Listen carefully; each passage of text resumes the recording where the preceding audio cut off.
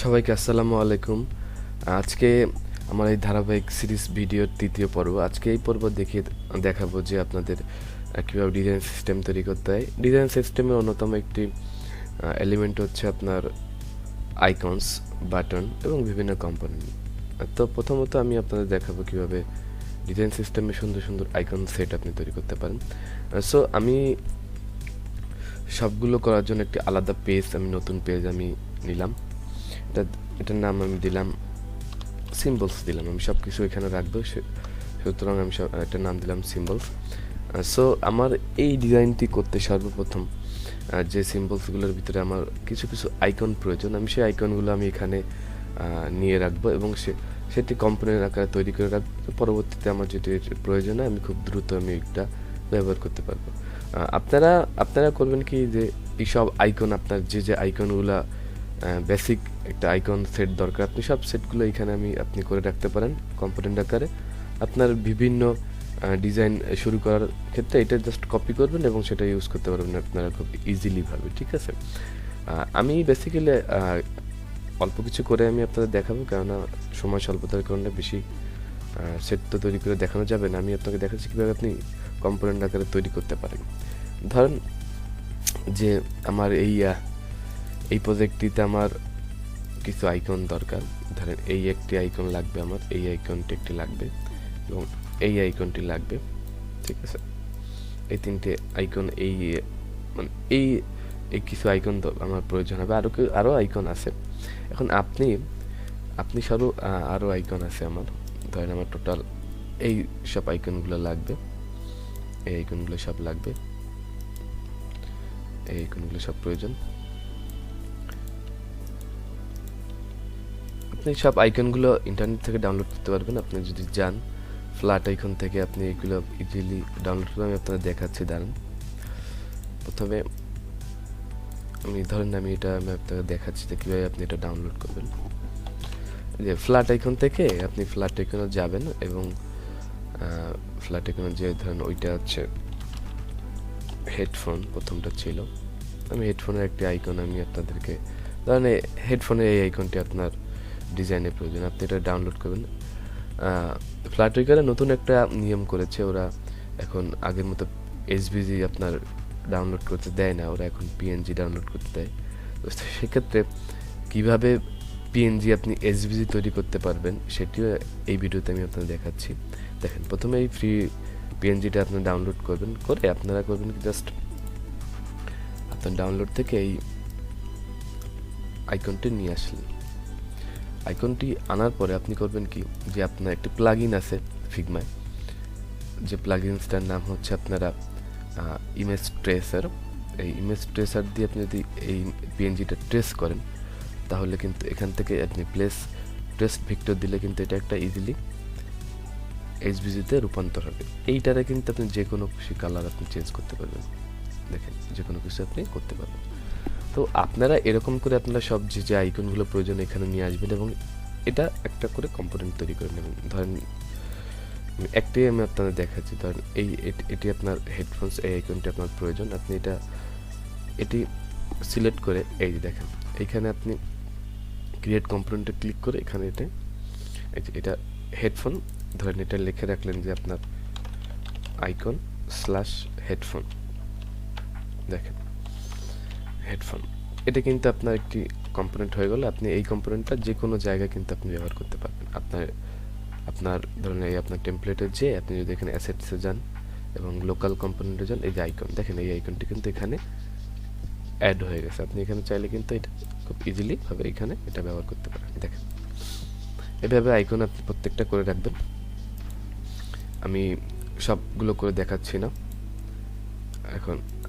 এর পরবর্তীতে আপনার এই প্রত্যেকটা আপনি এরকম নেমিং করবেন। আমি দ্রুত করার জন্য আমি সবগুলো দেখাচ্ছি না কীভাবে করবেন, আপনি একটা একটা করে সবগুলো করে রাখবেন। এরপরে আপনার এখানে আইকনস গেল। আইকনসের পরে আপনি আসলেন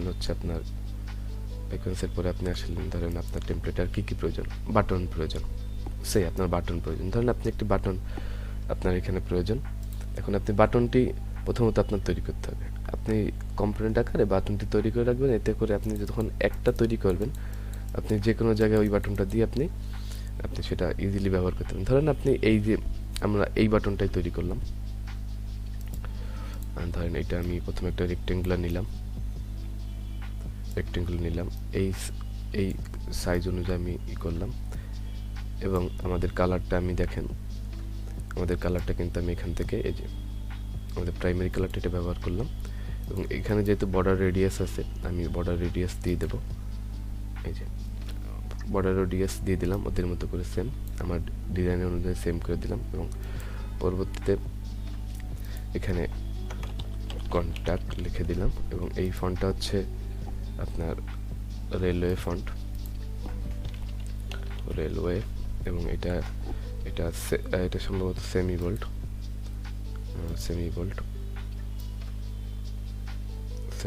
এবং এটা মনে হয় সম্ভবত 1 পিক্সেল বেশি হবে, 70 পিক্সেল, এবং কালারটা হবে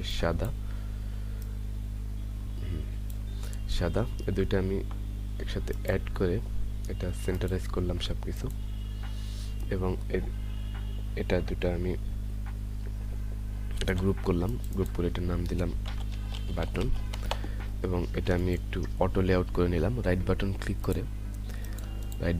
করে আপনি এখানে অ্যাড অটো লেআউট আমি ক্লিক করে দিলাম, এবং এটা হচ্ছে আমি সেন্টারাইজ করে দিলাম। এবং এই অটো লেআউটের সুবিধা হচ্ছে, ধরেন আপনি সাপোজ